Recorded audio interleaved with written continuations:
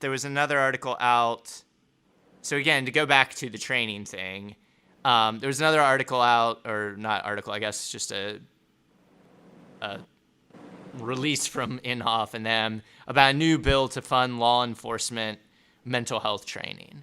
So it's like, even though we have evidence this doesn't work, that it's probably the wrong solution, that the reforms aren't having the desired impact, our federal delegation is trying to shove more money into it from on high, to like double down on just the training aspect. And they get guys like Vic Regalado, who's sheriff in Tulsa, to push it. So again, it's just more funding for law enforcement, and again, doesn't, even though we're already doing this, even though we already have examples of trained officers literally murdering the people they're supposed to be trained to help, we're just doubling down on it. And so, how, I mean, what do some of the alternatives look like? I mean, do we have some understanding of what that could be? Well, I know that one that we're hoping to get set up, at least for this coming year, at least a pilot program, would be a mental health care alternative response unit that has no ties. It's not run, it's not associated with the police department, but officers would be able to radio in if they were to see a case that is a mental health call out. Then they could have this unit respond. So that way they could actually stick to doing police work instead of responding to something like this. There have been several good programs. There's one called the Cahoots program in Eugene, Oregon, that's been around for about 30 years. That's had some really positive results.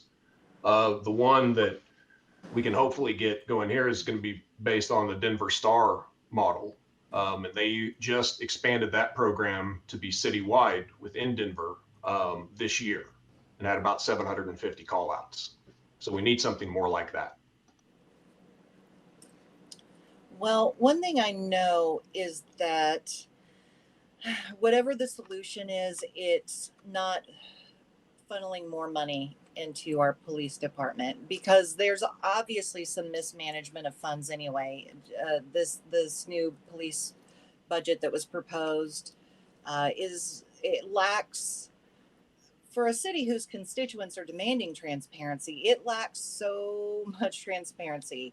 Um, Very vague line items, millions of dollars that just have very vague line items. It's not specific. There are attempting to try to like verify information and sources within the budget is it's difficult. And I don't think as a citizen it should be that difficult for me to look to see how my police department is spending their money. And at this point, the amounts that they're asking for, they need to be a lot more specific in how they're spending it. But what I thought was interesting is that for a department that just values funding or training so much, they're spending about that much of their proposed budget on actual training.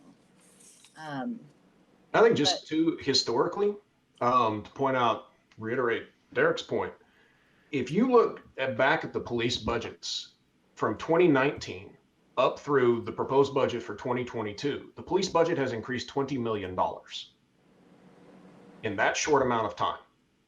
One thing that was added between 2020 and 2021 was an entire new section to the budget, which is administration. So what is so interesting is that police seem to be like a lot of other services, whether it be healthcare or whatever else, they're adding more managerial layers. And that seems to be driving costs upward. But it certainly is not being translated into care or harm reduction for people, which I think is a huge problem. But again, $20 million it's increased between 2019 and the proposed budget for 2022. yeah, and one thing I thought was what was really interesting about the proposal that the police chief gave was, a lot of their approach to rebuilding back our community trust, because they've lost a lot. I mean, just as background, I'm just a concerned citizen. I didn't know anything about community over policing until a year ago.